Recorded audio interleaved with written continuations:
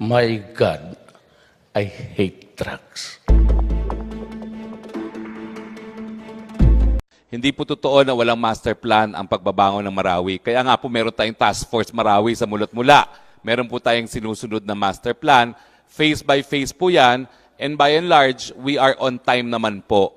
Nagkataon lang na ang prioridad talaga, yung mga bakwit. Bakit naman natin hindi bibigyan ng prioridad ang bakwit? Sila yung mga sibilyan na na-displace, na wala ng tahanan dahil po dito sa labanan sa Marawi. Hindi po kami, we cannot apologize for giving priority to the internally displaced persons. Yan naman pong pagre-rebuild ng ground zero. Talaga pong secondary ang importante, karapatan muna po ng mga bakwits na magkaroon ng buhay na as normal as possible. An independent survey says fewer Filipinos are upbeat about a better economy in the coming year. That's according to the first quarter social weather station survey. The survey shows 42% of respondents say they are confident that the economy will go stronger. 12% say otherwise. This is equivalent to a plus 31 net optimism. This is down by 11 points from December last year. The number of people who believe their lives will improve also went down. 46% say they are optimistic, which is 6 points lower compared to December last year.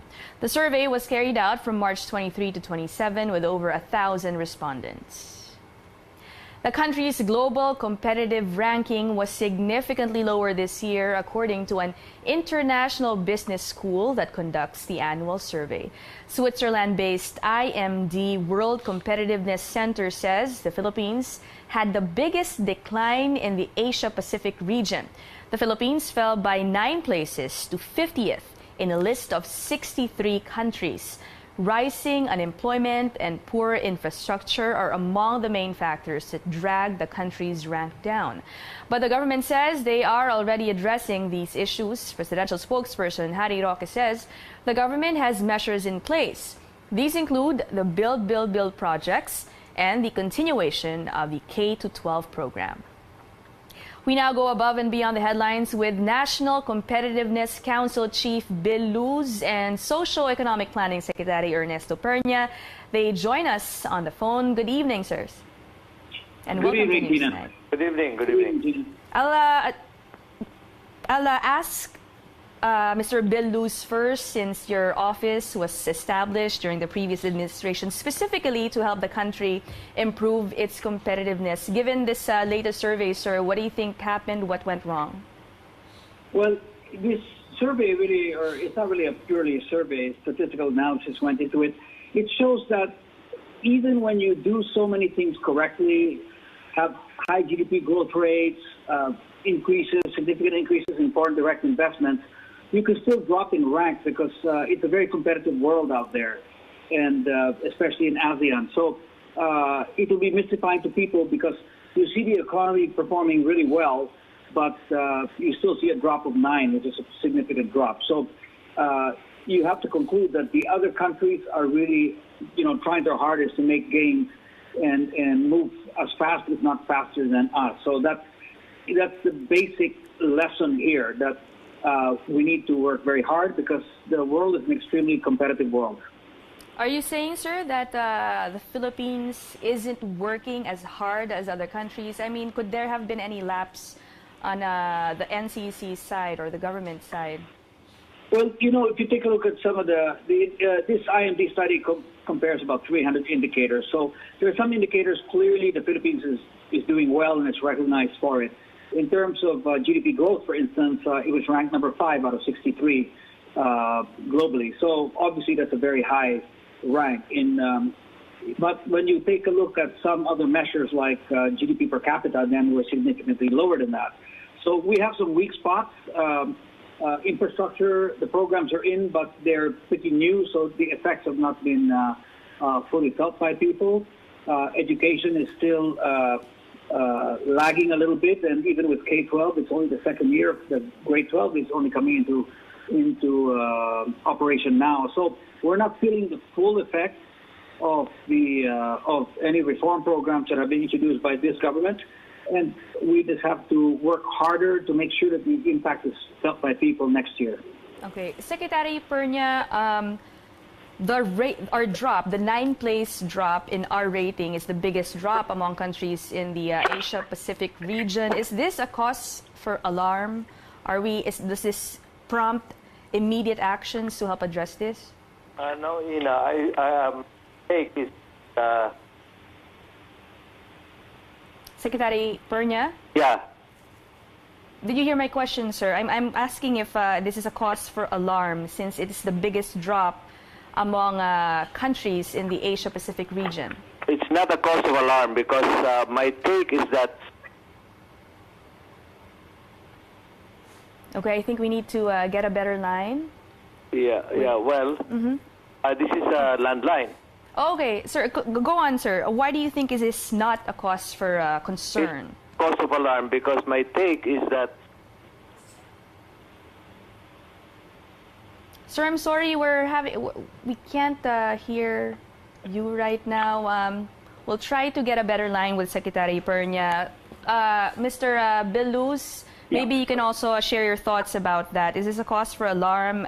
Does this prompt immediate action to address this? Well, one thing you have to remember about competitiveness indices and reports like this, as the name suggests, because it's a competition, there's a lot of movement up and down across all the countries, actually, all 63 countries. Some hold their position. For instance, Singapore held its position at number 3. The U.S. moved from number 4 to 1. So as people move up or down, especially when they move up, they dislodge people and drive them lower down the table. So we have to be very mindful of that phenomenon. So we have to be looking ahead, not looking back all of the time. So should we be concerned? Yes, I would say let's take a look at this data, and it provides us a snapshot of 2017, actually, not 2018, and then create a plan of action for moving forward, and know that we have to move forward very quickly on some indicators because we need to feel the effect of those indicators, and we also need to look ahead and realize that some of these indicators' importance, their relative importance, will also shift.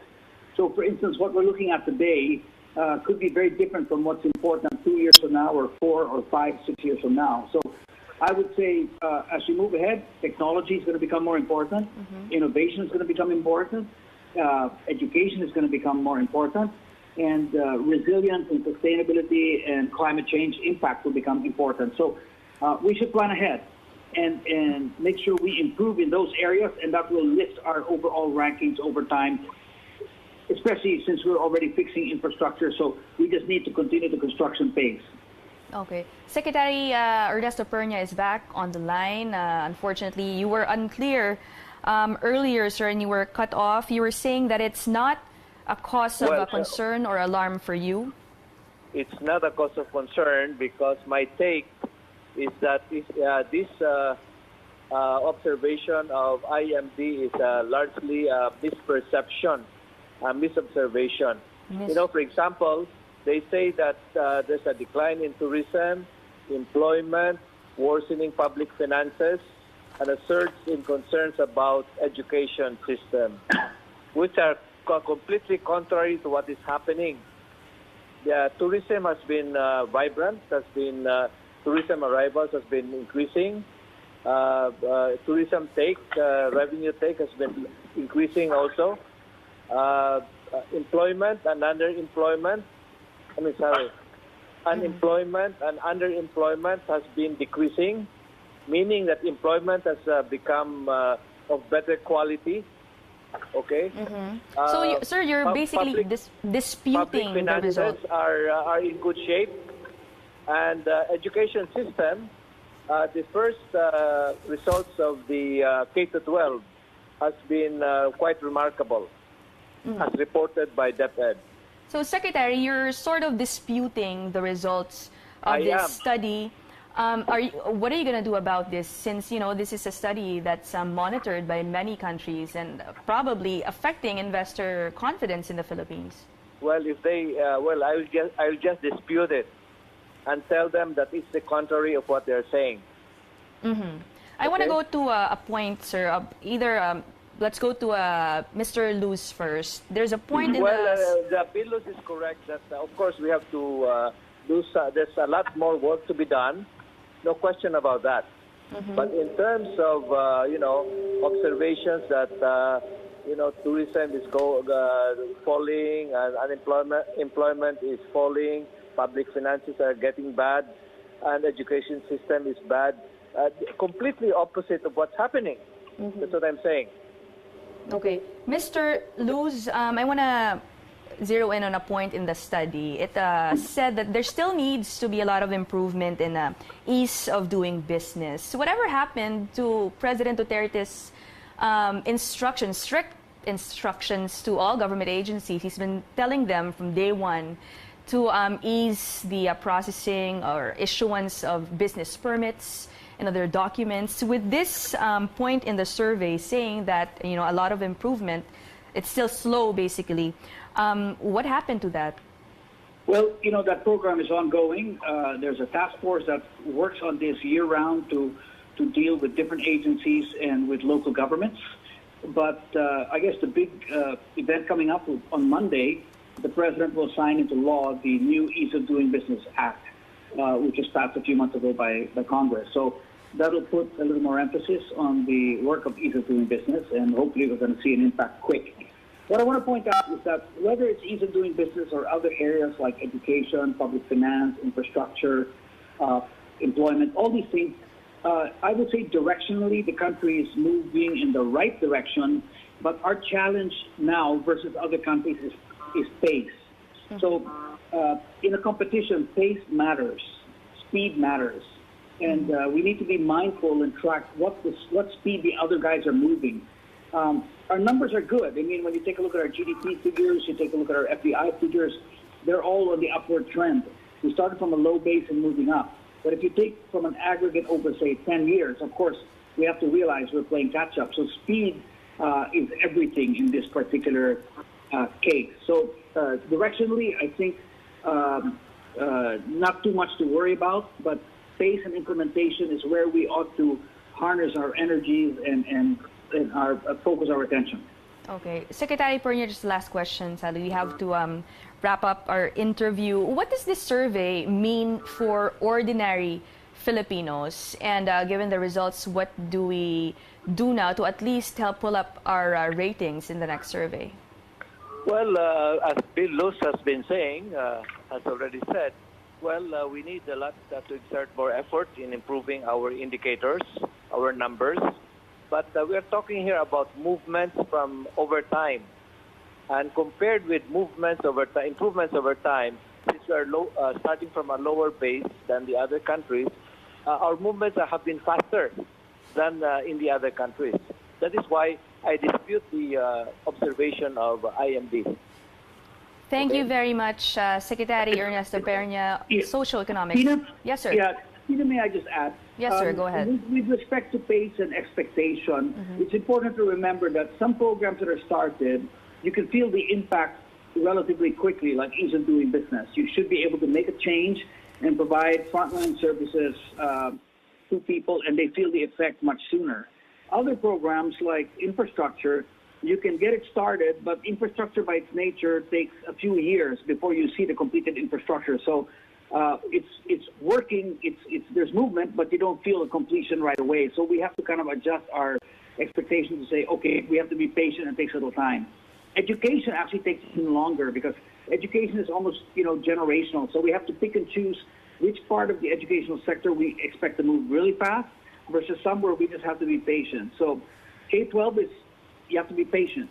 Tertiary education, maybe we can push the pace a little faster because we need those workers. So it's all about expectation. The pace, when it picks up, but you also have to adjust your mind to say, let's be realistic. When do we feel the impact?